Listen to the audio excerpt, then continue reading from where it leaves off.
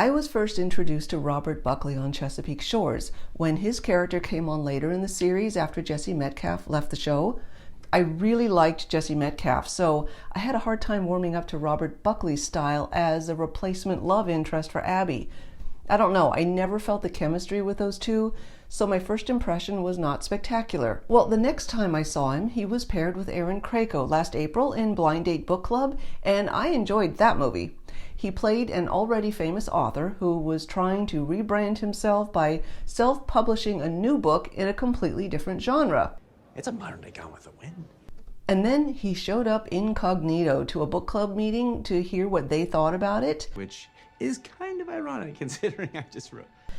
The movie had its awkward moments, but overall it was pretty good, and he was perfect in that role. That is broad and devastatingly more specific. And then in October, Hallmark kicked off the holiday season with 'Twas the Date Before Christmas, and I loved it.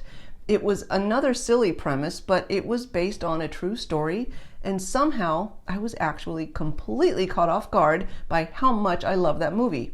Huh. Interesting.